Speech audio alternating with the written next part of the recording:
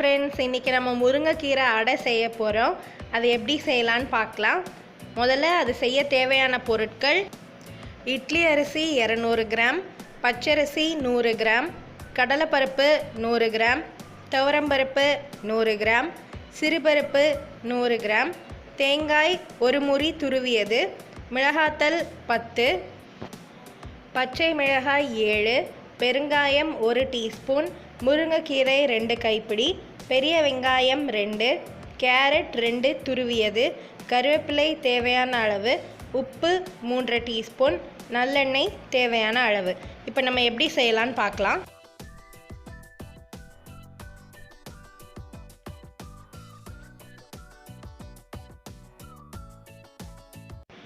இப்போது இட்லி அரிசி 200 கிராம் எடுத்துக்கோங்க, பச்சரிசி 100 கிராம்,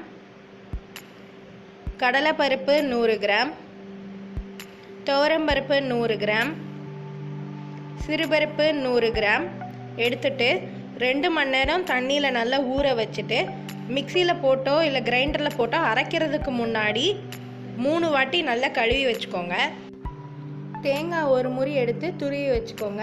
10 மிளகாத்தல், 7 பச்சை மிளகா, 1 டீஸ்பூன் பெருங்காயம், இது எல்லாத்தையும் எடுத்து வச்சுக்கோங்க.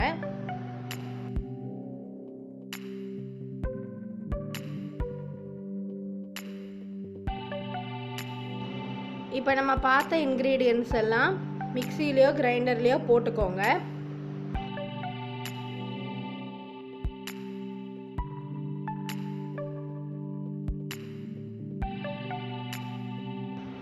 மூன்றரை டீஸ்பூன் உப்பு போட்டுக்கோங்க.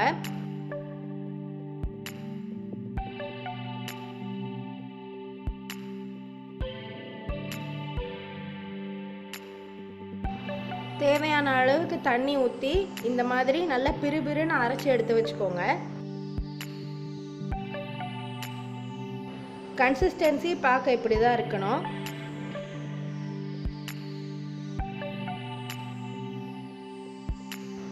ஒரு நேரத்துக்கு தோசை சுடுற அளவுக்கு தேவையான மாவை எடுத்துக்கிட்டு அதில் கொஞ்சம் தண்ணி ஊற்றி இந்த தோசை பேட்டர் கன்சிஸ்டன்சிக்கு ரெடி பண்ணி வச்சுக்கோங்க. அதில் 2 கைப்பிடி முருங்கைக்கீரை போட்டுக்கோங்க. 2 பெரிய வெங்காயமை சின்ன சின்ன துண்டாக நறுக்கி அதை சேர்த்துக்கோங்க.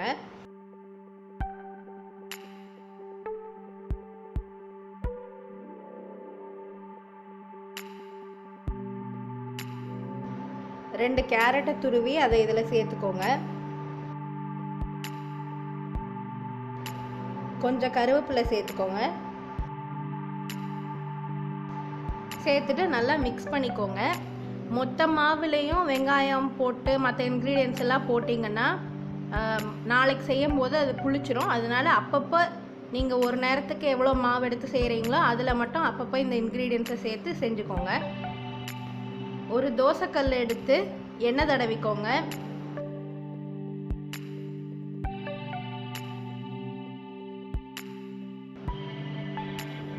இப்போ நீங்கள் தோசை ஊற்றிக்கோங்க.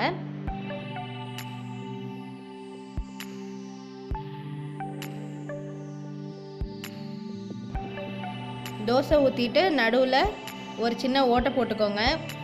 அப்போ தான் சென்டரில் அது முருகி நல்லா கிறிஸ்பியாக இருக்கும். அது டேஸ்ட் ரொம்ப நல்லாயிருக்கும். நல்லெண்ணெயை சென்டர்லேயும் சுற்றியும் நல்லா விட்டுக்கோங்க. அப்போ தான் நல்லா வெந்து கிறிஸ்பியாக வரும். சத்தான சுவையான முருங்கைக்கீரை அடை ரெடி ஆகிடுச்சு. இதுக்கு ஒரு நல்ல சைட் டிஷ் என்னென்னா தேங்காய் சட்னியும் கருவேப்பிலை சட்னியும் தான். கருவேப்பிலை சட்னி எப்படி செய்கிறதுன்றது கீழே டிஸ்கிரிப்ஷன் பாக்ஸில் ஒரு லிங்க் போட்டிருக்கேன், அதை பார்த்து தெரிஞ்சுக்கோங்க. நீங்களும் உங்கள் வீட்டில் செஞ்சு பார்த்துட்டு எப்படி இருக்குன்ற கமெண்ட்ஸை எங்களோட ஷேர் பண்ணிக்கோங்க.